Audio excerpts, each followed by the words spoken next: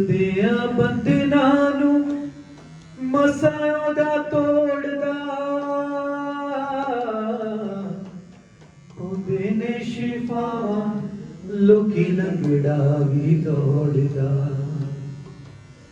ਹੁਕਮ ਵੱਡੇ ਵੱਡੇ ਕਰਦਾ ਖੁਦਾ ਏ ਕੰਮ ਵੱਡੇ ਵੱਡੇ ਕਰਦਾ ਖੁਦਾ ਏ ਕੰਮ ਵੱਡੇ ਵੱਡੇ ਕਰਦਾ ਖੁਦਾ ਏ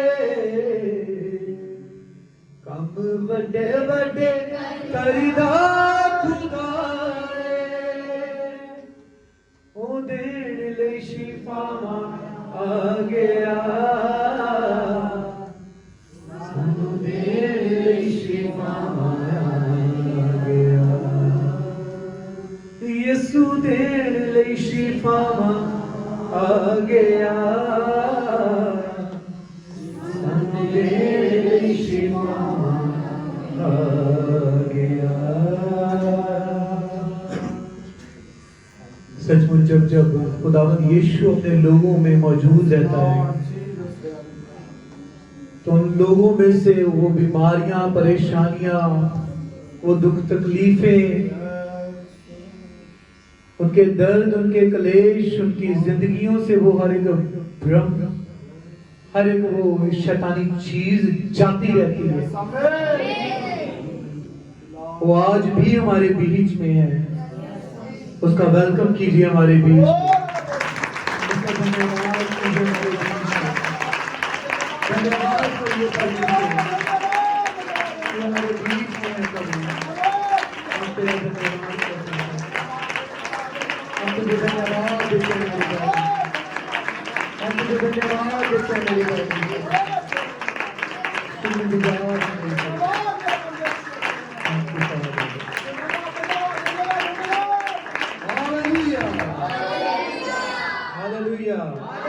आस खत्म जहां पर हो जाती है मसीह लोगों की वहां पर आस शुरू हो जाती है उनके लिए एक बड़ा अच्छा सफर रहता है उसके आगे का क्योंकि परमेश्वर का वचन कहता है कि जीवित परमेश्वर को ना जानना एक गुनाह है और इस गुनाह के कारण परमेश्वर जो है वो इंसान को अपने उस राज्य से बाहर रखता है बिना यीशु के कोई सहारा नहीं है क्योंकि कोई सुनता ही नहीं है बिना यीशु के कोई सहारा ही नहीं है जो हमें स्वर्ग राज्य में लेकर जा सके प्लीज सभी चुप रहिए कोई आवाज ना अपने बच्चों को भी चुप कराइए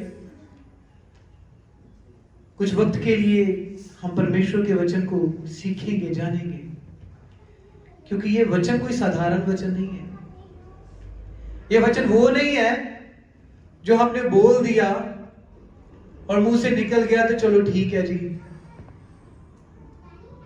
ये शब्द वो वचन जो आप सुनने वाले हो ये वो वचन है जिसके द्वारा इस धरती की और स्वर्ग की जितनी भी वस्तुएं हैं हर चीज की नींव रखी गई है हालेलुया ये वो पवित्र वचन है जो हम सुनने वाले हैं सो इस वचन को सुनने के लिए अपना ध्यान केंद्रित कीजिए अपने कुछ वक्त के लिए अपने कानों को अपने सोचो समझो को सिर्फ खुदा की हुजूरी में लेकर बैठिए तो आइए मेरे साथ निकालेंगे इब्रानियों की पुस्तक उसका 12 अध्याय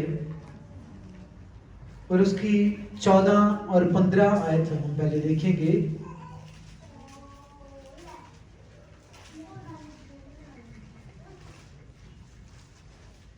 सबसे मेल मिलाप रखो और उस पवित्रता के खोजी हो आप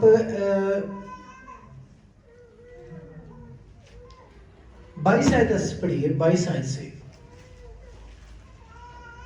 पर तुम सियोन के पहाड़ के पास और जीवते परमेश्वर के नगर स्वर्गीय यरूशलेम परमेश्वर का वचन बताता है कि तुम लोग जो है तुम्हें जो ठहराया गया है तुम्हें जो इकट्ठा किया गया है वो किसी इंसान के पास नहीं बल्कि तुम्हें जो इकट्ठा किया गया है किसके पास इकट्ठा किया गया जीवते परमेश्वर के पास और इसके परमेश्वर पहले जब परमेश्वर ने इकट्ठा किया था जब परमेश्वर ने वायदे दिए थे, जब परमेश्वर ने लोगों को एक शब्द एक वचन देकर, कुछ अथॉरिटीज देकर, जब मूसा को कहा था कि मैं अब ऐसा कुछ करने जा रहा हूं, तो मूसा ने भी कुछ किया। देखिए 18 इसकी, हाँ जी 18 से बढ़िए। तुम तो उस पहाड़ के पास जो छुआ जा सकता था और आग से प्रज्वलित था और काली घटा और अंधेरा और आंधी के पास और तूही की ध्वनि और बोलने वाले के ऐसे शब्द के पास नहीं आए, जिसके सुनने वालों ने विनती की कि अब हमसे और बातें ना की जाएं। क्यों? ऐसा क्यों था? ऐसा क्या हुआ था कि उन्होंने ऐसी विनती की हमारे साथ ये बातें ना की जाएं कि मूसा सिर्फ तू ही सुन, हमें जो कुछ भी बताना तू खुद ही बता देना, लेकिन हमसे ये बातें इस तरीके से ना की जाएं। देखिए निर्गमन की पुस्तक उसका 19 अध्याय उसकी 14 और 15 आयत। निर्गमन एक्सोडस चैप्टर 19 कूच की किताब 19 अध्याय उसकी 14 और 15 आयत पहले देखिए। तब मूसा ने पर्वत पर से उतरकर लोगों के पास आकर उनको पवित्र कराया। देखिए यहाँ पर क्या हुआ, जो बात आप आज सीखने वाले हो। परमेश्वर का वचन कहता है कि तुम जिसके पास आए हो, वो पहले हमने क्या पढ़ा कि वो क्या है? जीवित परमेश्वर है, सच्चा है। यहां पर क्या हुआ कि परमेश्वर से बातें करके सिने पहाड़ से मूसा जब नीचे आया, नीचे आकर क्या किया उसने? लोगों को तैयार किया। जो आप वचन सुनने वाले हो उसको बड़े ध्यान से सीखना, आपके लिए बहुत कुछ है इसमें। हाँ जी। और उन्होंने अपने वस्त्र धो लिए। उन लोगों ने अपने सारे वस्त्र जो थे, अपनी जिंदगियों को भी और अपने वस्त्रों को भी धो लिया। हाँ जी। और उसने लोगों से कहा, उसने, किसने? मूसा ने लोगों से ये कहा, तीसरे दिन तक तैयार हो जाओ। तीसरे दिन तक तुम क्या करना? तैयार हो जाओ। क्यों तैयार हो जाओ? क्योंकि परमेश्वर ने कहा है कि मैं तुमसे बातें करूंगा। हाँ जी। स्त्री के पास ना जाना। तुम किसी स्त्री के पास भी मत जाना, अपने आप को शुद्ध ना करना किसी भी रीति से। तुम्हारे वस्त्र धुले होने चाहिए। तुम अपने आप की तैयारी करो, तुम्हारी सोचें भी गलत नहीं होनी चाहिए। 3 दिन तक तैयारी करो, इसके बाद परमेश्वर से हम क्या करेंगे? क्या आप सुन रहे हो? क्या कहा कि हम क्या करेंगे? 3 दिन अपने आप को ऐसा तैयार करो कि तुम में कोई चीज पाई ना जाए। सो लोगों ने अपने आप को तैयार किया। लोग स्त्री के पास नहीं गए, लोगों ने बुरा सोचा नहीं, लोगों ने बुरा देखा नहीं, अपने वस्त्र धोए, सब कुछ किया। आगे देखिए 16 आयत से।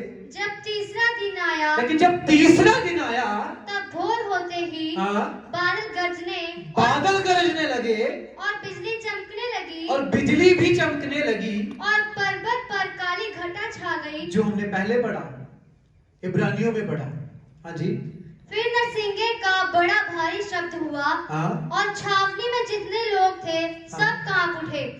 तब मूसा लोगों को परमेश्वर से भेंट करने के लिए छावनी से निकाल ले गया और वे पर्वत के नीचे खड़े हुए। यहाँ पर देखिए, जब यहोवा उपस्थित हुआ उस पहाड़ के ऊपर जो परमेश्वर ने ठहराया था, जो परमेश्वर ने कहा था कि मैं बातें करूंगा, मैं बताऊंगा, मैं सिखाऊंगा। बादल गरजे, बिजली चमकी, काली घटा आई। मूसा को पता चल गया कि अब कौन आ गया? कौन आ गया? भाई थोड़ा ऊंचा बोलो, कौन आ गया? वो परमेश्वर जिससे सामने आप बैठे हो। क्यों शर्माते हो बोलने के लिए? क्यों डरते हो बोलने के लिए ये बात? कौन आ गया? हालेलुया। जिसकी हम उपासना करते हैं, वो जहां पे मौजूद हुआ तो वो ऐसे ही नहीं आ गया। बिजली बिजलियां चमकने लगी, बादलों की गड़गड़ाहट, धरती हिल गई, वो काली घटाएं छा गई। मूसा ने क्या कहा? सब लोगों को इकट्ठा किया और क्या कहा? चलो हम क्या करें, परमेश्वर से मिलने के लिए, भेंट करने के लिए परमेश्वर के पास जाएं। और उसने क्या किया?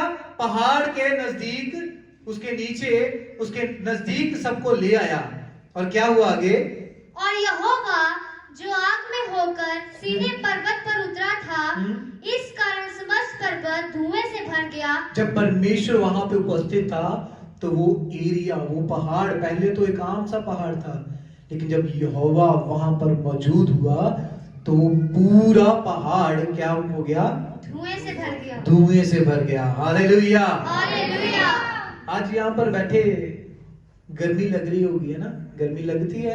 आने वाले समय में जब ठंड होगी तो सबको ठंड लगेगी, है ना? सो बहुत सारी ऐसी फिर भी हमें कंप्लेंट होती है कि ठंड बहुत है जी, जब गर्मी होती है तो गर्मी बहुत है। जिस वक्त में ये वाक्य था उस वक्त में ना पंखे थे ना कोई चीज थी। और जब परमेश्वर यहोवा वहां पे आया तो क्या था वहां पे? धुआं भी हो गया, लेकिन लोग भेंट करने के लिए उसके पास पहुंचने लगे।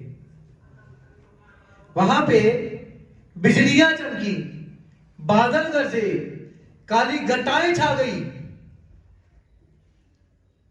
परमेश्वर के जो दीवाने होते हैं ना, जो मैंने पहले हमने भजन गाया ना कि अब हाथ जो है अपना हल पर रख चुके हैं, अब हम पीछे मुड़ के नहीं देखेंगे, हमारी दौड़ बहुत दूर तक की है। इसलिए गर्मी सर्दी कोई चीज हमें परमेश्वर की मोहब्बत से जुदा नहीं कर सकती। Hallelujah, hallelujah. कुछ वक्त की गर्मी है, उसके बाद अपने अपने घरों में जाके एसी में बैठना ही है सबने, आराम से बैठिएगा। लेकिन जो ये वक्त है इसकी कदर जानिए। देखिए यहां पर क्या हुआ? 3 दिन से लोग अपने आप को तैयार कर रहे हैं। किसके कहने पर? किसके कहने पर? मूसा के कहने पर। और लोगों ने अपने आप को तैयार किया किसके कहने पर? मूसा ने आज्ञा किससे पाई? परमेश्वर से। और सब लोगों को क्या कहता? चलो भेंट करने के लिए चलो, इससे पहले क्या करना? 3 दिन अपने आप को पवित्र पवित्र पवित्र करना है अपने आप को। और जब सब कुछ कंप्लीट हो गया, तैयारी हो गई, परमेश्वर वहां पे मौजूद हो गया, तो आगे बढ़िए क्या हुआ? और उसका धुआं भट्टे का सा उठ रहा था। इतनी गर्मी हो गई वहां पे, भट्टे में से जैसे धुआं निकलता है वैसे वो जल उठा पूरा पर्वत। और समस्त पर्वत बहुत कांप रहा था। और समस्त पर्वत, पूरा पर्वत कांप रहा था बहुत ज्यादा। हाँ जी। फिर जब नरसिंगे का शब्द बढ़ता और बहुत भारी होता गया, तब मूसा बोला और परमेश्वर ने वाणी सुनकर उसको उत्तर दिया। सुनाकर उसको उत्तर दिया। देखिए बहुत ऊंचे ऊंचे नरसिंगे वहां से उस पर्वत में से आने लगे, ऊंची ऊंची आवाजें आने लगी बहुत। और परमेश्वर ने उस सब में से होकर अपना मुंह खोला और मूसा से बातें की। और बातें क्या की? और यहोवा सीने पर्वत की चोटी पर उतरा और मूसा को पर्वत की चोटी पर बुलाया। परमेश्वर ने किसको बुलाया? मूसा को पर्वत की चोटी पर बुलाया। तैयारी किसने की? तैयारी कितने लोगों ने की थी? समस्त लोगों ने, जो लोग वहां पे मौजूद थे। पवित्र कितने रहे? सभी लोग। समझ रहे हो इस बात को? परमेश्वर ने आवाज देकर किसको बुलाया? मूसा को। और साथ में, हाँ जी। और मूसा ऊपर चढ़ गया। तब यहोवा ने मूसा से कहा, नीचे उतर के लोगों को चेतावनी दे। परमेश्वर ने कहा चेतावनी दे, इनको समझा दे, इनको ये तू बता दे कि उनके लिए ये एक बड़ी चेतावनी है। हाँ जी। कहीं ऐसा ना हो कि वे बाड़ा तोड़ के यहोवा के पास देखने को घुसे और उनमें से बहुत ने नष्ट हो जाएं। देखो वो अपने आप की तैयारी कर रहे हैं 3 दिन से, अपने आप को पवित्र रखा, अपने वस्त्र धोए, वो हर कुछ किया, फिर भी यहोवा परमेश्वर ने क्या कहा, जब नरसिंगे फूके गए, घटा छाई, बादल आए, बिजली चमकी, कंपकपा उठा सारा वो पर्वत, वो जगह, परमेश्वर ने सिर्फ मूसा को ऊपर बुलाया कि चल ऊपर आ, अब मैं तुझे बताऊंगा कि कौन कौन मेरे पास आ सकता है। तो परमेश्वर ने मूसा से क्या कहा कि जितने लोग हैं उनको चेतावनी देकर ये तू समझा दे कि जितने लोग हैं कोई गलती से भी ऐसी गलती ना करे कि बाड़ा तोड़कर मुझे देखने के लिए यहां पर पहुंच जाए, वरना उनमें से लोग नष्ट हो जाएंगे। देखिए कितना भयानक मंजर था उस वक्त में। मैं आज आपको जिन चीजों के बारे में आपके सामने मैं लेके आऊंगा, जो मैंने शब्द, जब मैं यहां पर आया था मैंने कुछ वर्ड्स बोले थे कि यहोवा परमेश्वर हमारे बीच में है। वहां पर यहोवा परमेश्वर था सिनै पहाड़ पर, और परमेश्वर ने कहा था कि इन लोगों को क्या बोल, तू गलती से भी इस पहाड़ पर चढ़ ना जाए। चढ़ना तो बड़ी दूर की बात है, जहां से पहाड़ शुरू होता है वहां पर भी नजदीक जाना उनके लिए मुनासिब नहीं था, वो जा नहीं सकते थे। परमेश्वर ने यह तक कहा था कि अगर कोई भेड़ बकरी चराने वाला, कोई गाय चराने वाला भी वहां पे मौजूद हुआ तो मेरे आने से पहले पहले उसे वहां से निकाल दे। कहीं ऐसा ना हो कि मेरी मौजूदगी वहां पे हो और वो वहां पे अपने गाय भैंस बैल को चरा रहा हो, भेड़ बकरी को चरा रहा हो और वो मारा जाए, साथ में उसके पशु भी मारे जाए। ऐसा था परमेश्वर का क्रोध, ऐसा था परमेश्वर का वचन, ऐसी थी परमेश्वर की मौजूदगी। हाँ जी आगे पढ़िए। और याजक जो यहोवा के समीप आया करते हैं वे भी अपने को पवित्र करें, कहीं ऐसा ना हो कि यहोवा उन पर टूट पड़े। मूसा ने यहोवा से कहा, वे लोग सीने पर्वत पर नहीं चढ़ सकते। तूने तो आप हमको यह कहकर चिताया कि पर्वत के चारों ओर बाड़ा बांधकर उसे पवित्र रखो। यहोवा ने उससे परमेश्वर ने जब उससे कहा कि जो तेरे याजक हैं, जो तूने ठहराए हैं, बेशक मेरे कहने के मुताबिक ही तूने ठहराए हैं, लेकिन फिर भी जो याजक जो है, जो यहोवा के नजदीक आया करते हैं, वो अपने आप को पवित्र करे, कहीं ऐसा ना हो कि मेरा क्रोध उन पर टूट पड़े। और मूसा ने यहोवा से क्या कहा कि वे लोग जो सिनै पर्वत पर चढ़ नहीं सकते, तूने आप ही तो हमको ये कहकर चिताया कि पर्वत के चारों ओर बाड़ा बांधकर उन्हें पवित्र कर। तूने तो ठहराया था कि उन्हें पवित्र कर, तूने ही तो कहा था कि उनको ये सब कर। हाँ जी। यहोवा ने उससे कहा, उतर तो जा और हारून समेत तू ऊपर आ। सिर्फ एक बंदे को अलाउ किया गया मूसा के साथ, किसको? हारून को। हारून कौन था? मूसा का बड़ा भाई था,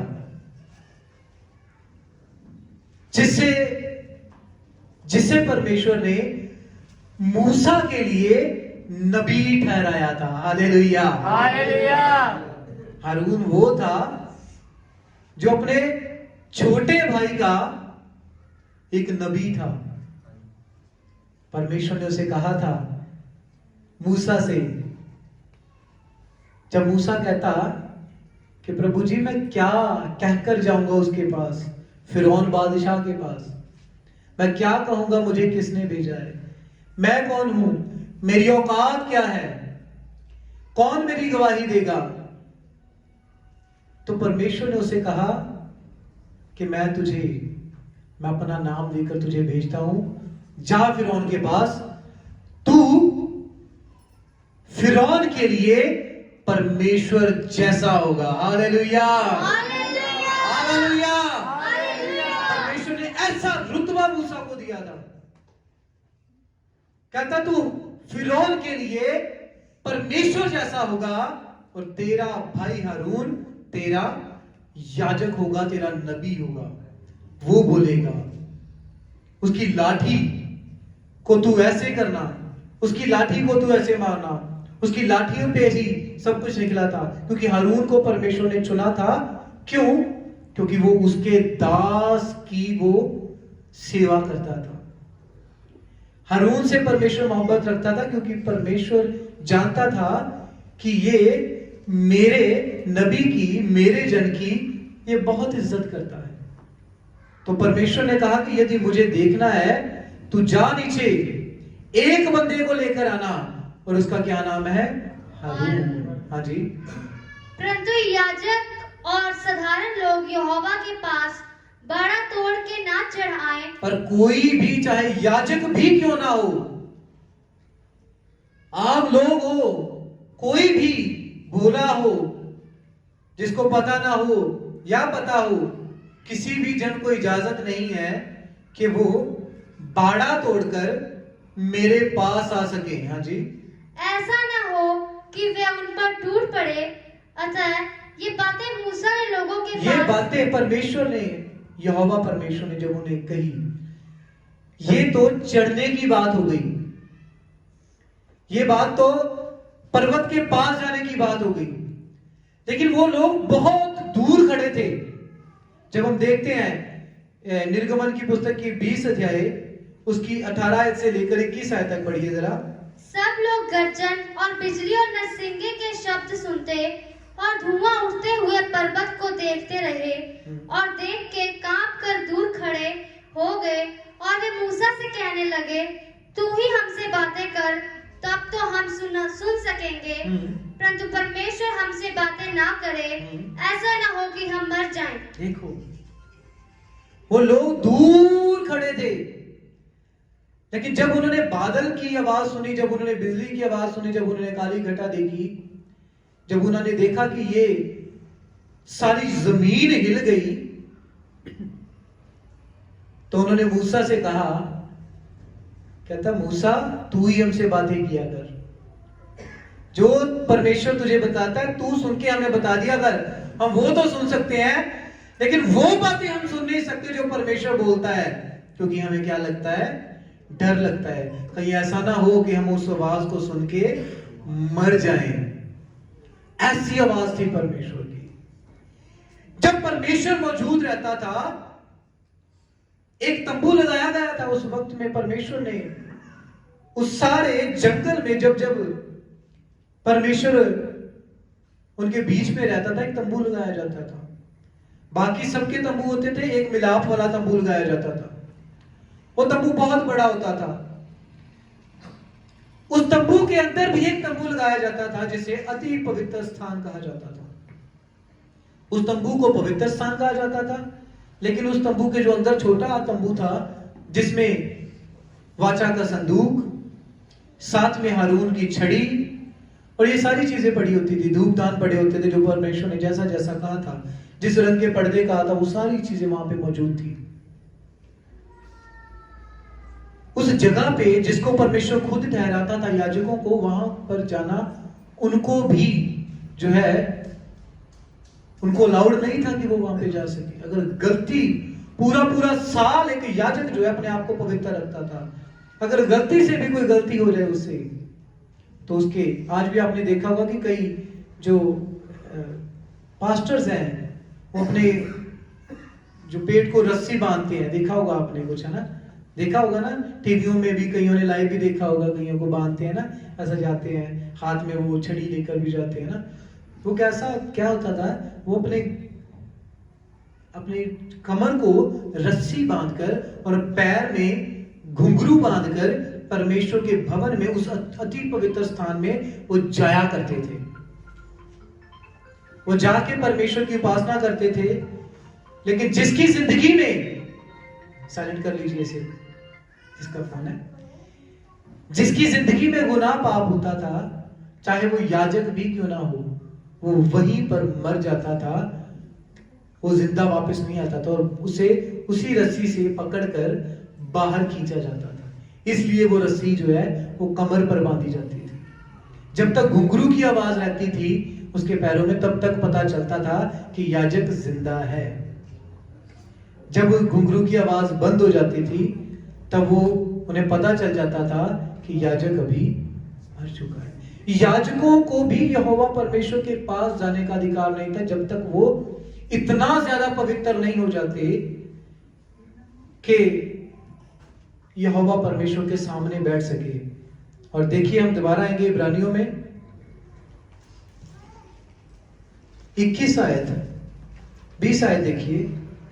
क्योंकि वे उस आज्ञा को ना सह सके, यदि कोई पशु भी पहाड़ को छुए तो उस पर पथराव किया जाए। पशु तक भी, यदि कोई जानवर भी उस पहाड़ को छुए या उसके नजदीक आए तो उसे भी मार डाला जाए। हाँ जी।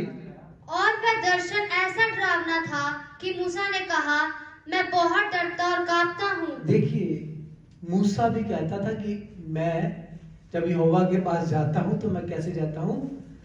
डरता और इसीलिए दाऊद कहता है अपने जबूरों में 2 अध्याय में, कहता डरते डरते खुदावंद की क्या करो? उपासना करो, और कांपते कांपते उसके भवन में प्रवेश करो। ऐसा डरावना मंजर था, ऐसा डरावना वहां का वो एरिया था कि मूसा खुद कहता था कि परमेश्वर से मिलने के बावजूद भी कहता था, परमेश्वर जैसा होने के बावजूद भी कहता था कि मैं डरता और कांपता हूं। और आज देखिए कि 22 आयत से, पर तुम सिय्योन के पहाड़ के पास, हालेलुया हालेलुया, हालेलुया, हालेलुया। सिय्योन क्या है? सिय्योन क्या है? पता है आपको सिय्योन कौन है?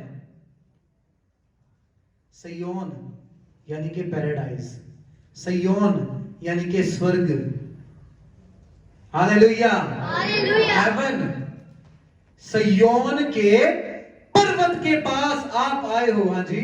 और जीवते परमेश्वर के नगर, जीवते परमेश्वर के नगर में, स्वर्गीय यरूशलेम के पास और लाखों स्वर्गदूतों, हालेलुया, हालेलुया, एक नहीं लाखों स्वर्गदूतों के पास आए हो। और उन पहलोठे की साधारण सभा, हाँ, और कलीसिया, हाँ, जिनके नाम स्वर्ग में लिखे हुए हैं, हालेलुया, हालेलुया। हाँ जी। और सबके न्यायी परमेश्वर के पास, और सिद्ध किए हुए धर्मियों की आत्माओं, और नई वाचा के मध्यस्थ यीशु और छिड़काव के उस लहू के पास आए हो जो हाबील के लहू से उत्तम बातें कहता है। Hallelujah, hallelujah. देखिए, परमेश्वर का वचन क्या बताता है कि तुम जिसके पास आए हो, तुम जिसके पास आए हो, वो इज़राइल का, वो स्वर्ग का वो पहाड़ है, वो पत्थर है जो पवित्र है। और हाबिल के लहू के द्वारा वो क्या करता है? वो बातें करता है। क्या लगता है, क्या लिखा है कि हाबिल के लहू से उत्तम बातें कहता है। हाबिल का लहू यानी कि क्या? हाबिल का लहू, हाबिल कौन था? किसी को पता है? कायन दबरा। कायन और हाबिल कौन थे? दोनों भाई थे। किसके बेटे थे? इस दुनिया में जो सबसे पहला इंसान था उसके बेटे थे। और हाबिल कौन था पता है? किसका बेटा था? आदम का। और कायन किसका बेटा था? हाँ जी, दोनों भाई थे, कायन और हाबिल। जो हाबिल था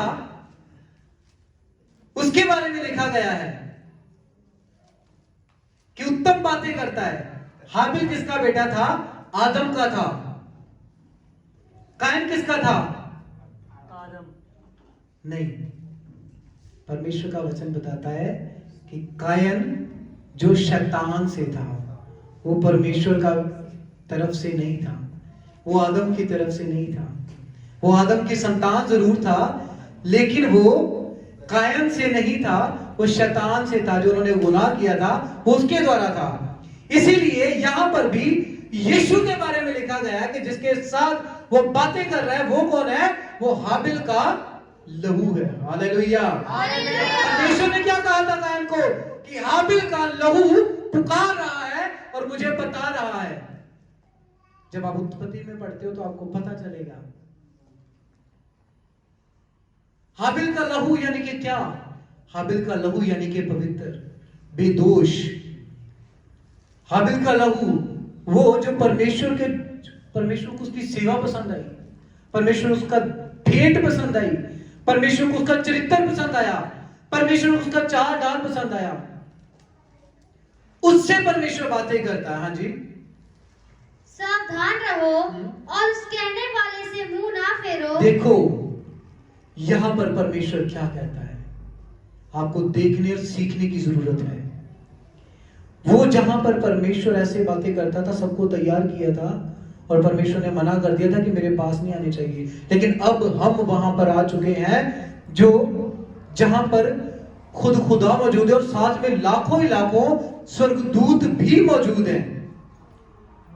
वहां पर स्वर्ग का परमेश्वर मौजूद है, हम उसके सामने बैठे हुए हैं, हम उसके पास आए हैं, हम उसके नजदीक हैं, हम उससे बातें करते हैं, हम उसके सामने अपनी परेशानियों को रखते हैं, अपनी बीमारियों को रखते हैं। उसी यहोवा परमेश्वर के सामने कहता, उससे तुम मुंह अपना कहीं फेर ना लेना। उसकी बरकतों को देखकर, उसके चिन्ह चमत्कारों को देखकर कहीं तुम अपने मुंह मत फेर लेना, जैसा कि आज यहां पर इस दुनिया में हो रहा है। लोग जो है वो क्रिश्चियनों पर अत्याचार कर रहे हैं, वो कहते हैं कि ये पाखंड कर रहे हैं, वो कह रहे हैं कि ये बुरा भला। आप सभी मोबाइल यूज करते हो, आप सभी को इन दिनों में जो पंजाब के हालात हैं, बाहर वाली स्टेटों में तो पहले भी थे, लेकिन अब जो पंजाब के हालात बन रहे हैं उनसे कोई भी वंचित नहीं है, सबको पता है। और वो क्या कह रहे हैं, यही तो कह रहे हैं, परमेश्वर की उन बातों से क्या कर रहे हैं, वो मुंह मोड़ रहे हैं। परमेश्वर कहता है चेतावनी दे, सावधान हो जाओ, कहीं तुम अपना मुंह इनसे मोड़ ना लो। हाँ जी, क्योंकि वे लोग जब पृथ्वी पर के चेतावनी देने वाले से मुंह मोड़कर ना बच सके, तो हम स्वर्ग पर से चेतावनी देने वाले से मुंह मोड़कर कैसे बच सकेंगे। देखिए वो ऐसा मंजर था उस वक्त, ये क्या बात की गई पता आपको, 250 लोग एक ही वक्त में खत्म कर दिए गए, ऐसे सामने खड़े थे। परमेश्वर के नाम की निंदा की। परमेश्वर ने कहा, मूसा अपना कदम इनमें से पीछे हो जा, क्योंकि मैं आज इनको खत्म करने वाला हूं। मूसा कहता, परमेश्वर इन्हें माफ कर दे। परमेश्वर ने कहा, मूसा अगर तू इनमें से नहीं निकला, मेरा गुस्सा इन पर इतना नाजिल है कि मैं तुझे भी मार दूंगा। परमेश्वर ने उसे पकड़ा, उसे साइड पे किया और धरती फट गई और 250 लोग एक सेकंड में उस धरती में समा गए और धरती बंद हो गई। ऐसा है परमेश्वर। लोग समझते नहीं है, लोगों को पता ही नहीं है। लोग कहते हैं कि जो हम कहते हैं वो सही है, जिसको हम मानते हैं वो सही है, जिसके सामने हम झुकते हैं सिर्फ वही सही है। यहोवा परमेश्वर कहता है, सावधान हो जाओ, तुम जब मेरी सामर्थ से मुंह मोड़ते हो, जहां पर मेरे लोग उपासना करते हैं, जहां पे मैं खुद मौजूद रहता हूं, वहां पर तुम तोड़फोड़ करते हो और तुम सोचते हो कि तुम बच जाओगे। सावधान हो जाओ। परमेश्वर कहता, मैं क्या हूं, आगे देखिए, आप पढ़िए जरा। उस समय तो उसके शब्द ने पृथ्वी को हिला दिया, पर अब उसने यह प्रतिज्ञा की है, एक बार फिर मैं ना केवल पृथ्वी को वरन आकाश को भी हिला दूंगा। परमेश्वर का वचन कहता है, हग्गे की पुस्तक में लिखा हुआ है, ये 2 अध्याय की 6 आयत में कहता है, सेनाओं का यहोवा ये कहता है कि अब थोड़ी देर में मैं आकाश, पृथ्वी, समुद्र, स्थल सबको कंबित कर दूंगा, सबको हिला डालूंगा, सबको खत्म कर दूंगा, नाश कर दूंगा। कहां रहेंगे वो लोग जो आज कहते हैं कि चर्च बंद होने चाहिए?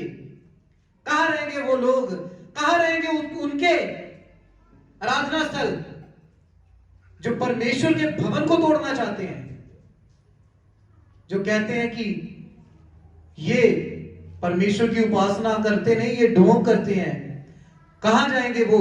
परमेश्वर कहता है, धरती तो क्या, आसमान को भी और तुम्हारी जितनी चीजें हैं सभी को मैं नाश कर दूंगा। कहता, कारीगर अपनी कारीगरी समेत नाश हो जाएगा। उसकी कारीगरी भी टिक नहीं सकेगी, वो जल के खाक हो जाएगी। हाँ जी। और ये वाक्य एक बार फिर इस बात को प्रकट करता है कि जो वस्तुएं हिलाई जाती हैं वे सिरजी हुई वस्तुएं होने के कारण टल जाएंगी, ताकि जो वस्तुएं हिलाई नहीं जाती वे अटल बनी रहें। Hallelujah, hallelujah, hallelujah. हालेलुया। क्या चीज टल सकती है? जो धरती पर बना है। और क्या टल नहीं सकता? वो विश्वास जो खुदा ने हमारे अंदर रखा है। Hallelujah, hallelujah. वो परमेश्वर का वचन कहता है कि जब धरती पर से तुम्हारा ये घर तोड़ दिया जाएगा तो तुम्हें स्वर्ग में वो घर दिया जाएगा जो हाथों से बनाया हुआ, हाथों से बनाया हुआ नहीं होगा वो। और वो घर अस्थिर है, उसे कोई तोड़ नहीं सकता, उसे कोई गिरा नहीं सकता। आज कौन है जो सच्चे परमेश्वर की आराधना करते हैं? वो लोग जो उस पर विश्वास करते हैं, वो नहीं जो दूसरों को बुरा कहते हैं। मुझे ऑनलाइन देखने वाले भी इस बात को ध्यान रखे, परमेश्वर के सच्चे जन कभी दूसरे का विरोध नहीं करते। वो दूसरे की प्रार्थना में वो कभी भी कुछ नहीं करते। लोग शैतान को पूछते हैं, मसीही लोग तब भी कुछ नहीं कहते।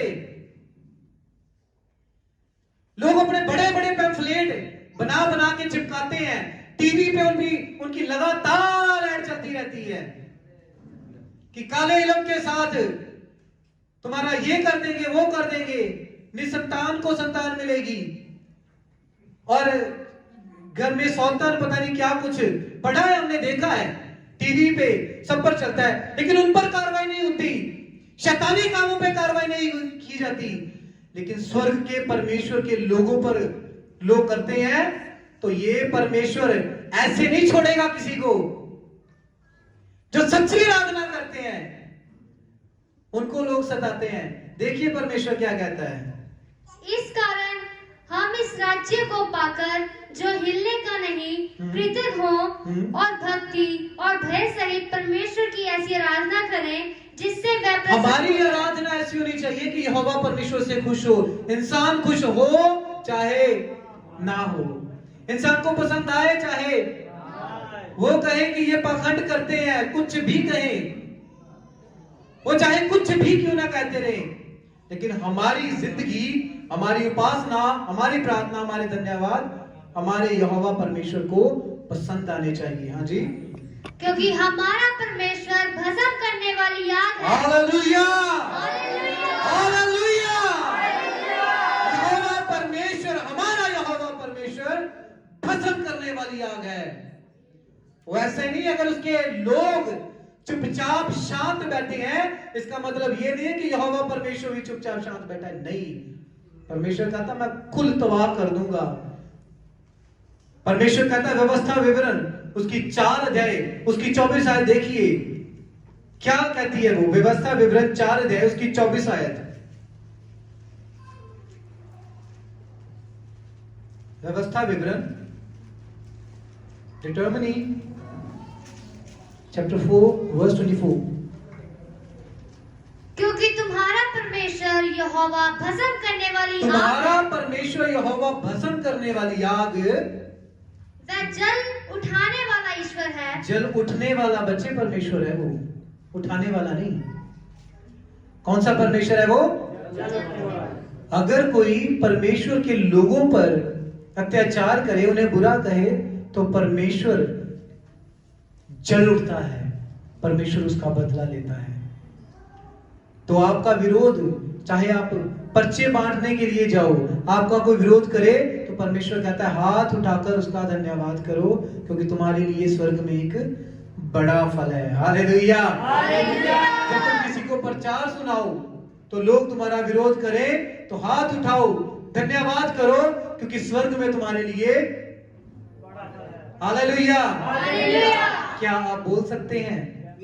क्या आपको पता है कि क्या लिखा है? कि यदि कोई आपका विरोध करे तो क्या करो? तुम हाथ उठाओ और धन्यवाद करो, क्योंकि तुम्हारे लिए, थोड़ा ऊंचा बोलिए, कहां पे? स्वर्ग में। धरती पर नहीं। स्वर्ग में। क्या आप समझ रहे हैं इस बात को? मतलब स्वर्ग की हमारी टिकट पक्की हो गई। Hallelujah, hallelujah. यदि हमारे विरोध में कोई खड़ा होता है, यदि हमारे प्रार्थना करने के स्थान में कोई रुकावट करता है, तो परमेश्वर का वचन कहता है, सतमती की झील उसके 5 अध्याय उसकी 11 और 12 आयत में कहता, धन्य हो तुम जब मेरे नाम के कारण लोग तुम्हें कुछ कहें, बुरा भला करें, तुम्हारे विरोध में कुछ करें, धन्यवाद करो परमेश्वर का, क्योंकि तुम्हारे लिए स्वर्ग में एक बड़ा फल रखा है। Hallelujah, hallelujah. ये हमारा यहोवा परमेश्वर, उनसे तो बदला लेगा। जो ऐसा परमेश्वर है जो अपने लोगों तक को भी माफ नहीं करता। अगर उनकी जिंदगी में गुनाह है, तो जिन्होंने अपनी जिंदगी खुदा के नाम लिखवा दी, उस पर विश्वास कर रहे हैं, अगर उनकी जिंदगी में कोई कुछ गलत करे, तो परमेश्वर उनसे वो कैसा बदला लेगा। Hallelujah, hallelujah. तो अपने आप को तैयार रखिए उस स्वर्ग के राज्य के लिए। और वो लोग जो मुझे देख रहे हैं, जो हमारे विरोध में है, जो मसीह के विरोध में है, आप भी तैयार रहिए, क्योंकि यहोवा परमेश्वर के सामने आपको किसी को बात नहीं आएगी कि क्या के नहीं। परमेश्वर का वचन बताता है कि छाती पीटोगे तुम लोग कि हमने ये क्या गलती कर दी, हमने क्यों नहीं उस वक्त परमेश्वर के वचन को जाना। तुम छाती पीटोगे, रोगे अपने बच्चों के लिए, अपने खानदान के लिए कि हमने क्यों ऐसा किया, क्यों परमेश्वर के लोगों के साथ हमने इस तरीके से व्यवहार किया। परमेश्वर यहोवा कहता है कि मैं कुलों को तबाह कर दूंगा। परमेश्वर कहता है मैं आने वाली तुम्हारी नस्लों को बर्बाद कर दूंगा। यह है यहोवा परमेश्वर का वचन, जो यहोवा परमेश्वर अपने लोगों को भी कड़ी चेतावनी के साथ कहता है कि मेरे पास आना तुम्हारे लिए कोई आसान बात नहीं है। यदि तुम मेरे पास आओगे तो तुम्हें अपने आप को ऐसा पवित्र करना पड़ेगा कि तुम अपने आप अपनी तैयारी करके आना, कहीं ऐसा ना हो कि तुम भस्म हो जाओ। तो वो लोग जो परमेश्वर के उन लोगों को तंग करते हैं, क्या वो बच सकते हैं? वो परमेश्वर के भवन में ऐसे आ सकते हैं? वो अपनी तलवारें लेकर परमेश्वर के भवन में क्या आ सकते हैं? नहीं आ सकते। वो परमेश्वर का सामना करने के लिए आ सकते हैं? नहीं आ सकते। परमेश्वर उनका सामना करेगा। Hallelujah, hallelujah, hallelujah, hallelujah. आइए अपने स्थानों पर खड़े होंगे, परमेश्वर को धन्यवाद देंगे, उसके नाम को महिमा देंगे, क्योंकि हमारा यहोवा परमेश्वर वो ऐसा परमेश्वर है जो अपने लोगों की कदर को जानता है। वो यहोवा परमेश्वर अपने लोगों को जानता है। वो अपने लोगों की एक एक मुश्किल परेशानी को जानता है।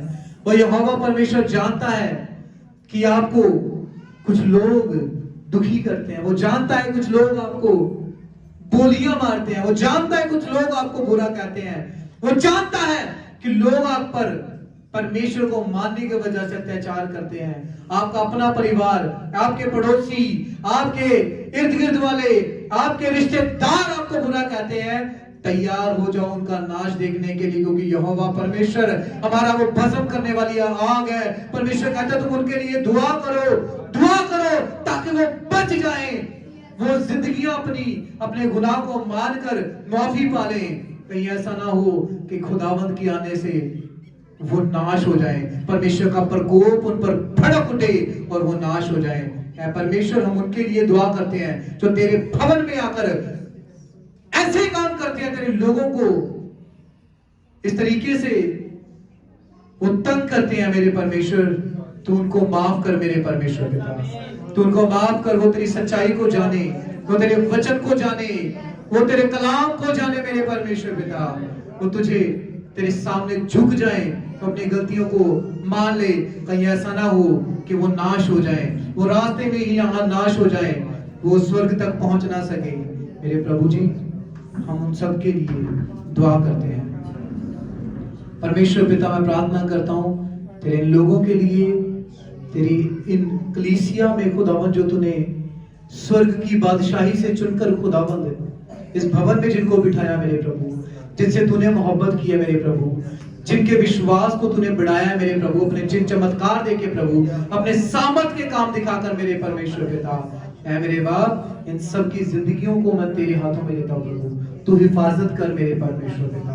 तेरे वो प्रभु स्वर्गदूत इनके साथ सदा सदा बने रहे प्रभु जी, जो प्रभु जी दुश्मन का सामना करने वाले हैं मेरे प्रभु जी। वो फरिश्ते प्रभु जो खुशखबरी का पैगाम लेकर स्वर्ग पर से धरती पर आते हैं मेरे प्रभु जी, तेरे लोगों को बरकत देने के लिए प्रभु जी। उस इब्राहिम फरिश्ते को मैं खुदावन तेरे लोगों के लिए मांगता हूं मेरे प्रभु जी। है मेरे प्रभु, इनके लिए खुशखबरी का पैगाम आए मेरे परमेश्वर पिता, और ये बढ़ते चले जाएं तेरी गवाहियों से, इनके मुंह भर जाए मेरे खुदावन, और ये परमेश्वर तेरे गवाह दुनिया की छोर तक बने मेरे परमेश्वर पिता। और हर बात में तुझे धन्यवाद दे खुदावन। मैं इनकी जिंदगियों को तेरे हाथों में देता हूँ, इनके फाइनेंस को तेरे हाथों में देता हूँ प्रभु। इनकी जॉब को ब्लेस करना प्रभु, इनके बिजनेस को ब्लेस करना प्रभु, इनके सोचों को ब्लेस करना, इनके परिवार को ब्लेस करना, जो बच्चे पढ़ने वाले उनकी पढ़ाई को ब्लेस करना प्रभु। इनके परिवार के एक एक जिंदगी में, एक एक की जिंदगी में जो मुश्किल परेशानी है उसको दूर करना यीशु के नाम से। उसके महाभिषेक की आग से मैं सारी बुराई को जलाता हूँ। हर एक सोच जो शैतान की तरफ से है मैं यीशु के नाम से उसे खत्म कर देता हूँ।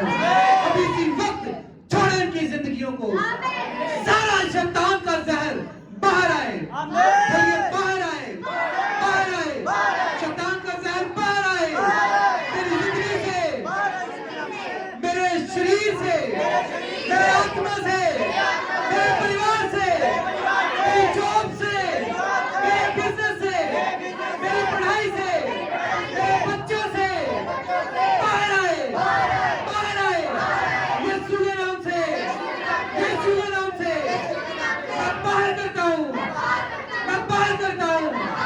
तेरी कोई औकात नहीं, तेरी कोई औकात नहीं है हमारे परिवार में रहने के लिए, हमारी जिंदगी में रहने के लिए।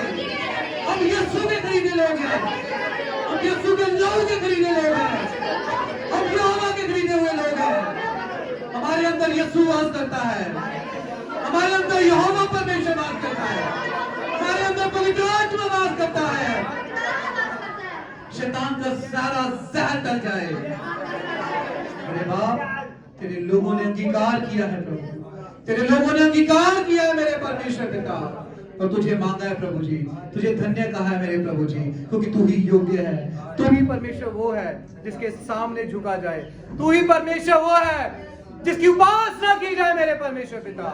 ऐ मेरे बाप, सारा इज्जत जलाल तेरे नाम को मिले, हर बात में तुझे महिमा मिले, हर एक बात में खुदावन तू ही बढ़ता चला जाए। हमारी जिंदगियों में तेरी मर्जी पूरी हो। सारी दुआ हम अपने मुक्तिदाता खुदावंद यीशु मसीह के नाम से मांगते हैं। आमीन, आमीन, आमीन, आमीन। अब हमारे खुदावंद का फजल, खुदा बाप की मोहब्बत, पाक रूह की रफाकत और शराकत हम सब के साथ, खुदावंद के तमाम ईमानदारों के साथ, कुल कलीसिया के साथ, बनी इज़राइल के साथ, अब से लेकर हमेशा हमेशा तक होती रहे। आमीन, आमीन, आमीन। खुदावंद आप सबको बरकत और आशीष दे, सबको जैन सी की।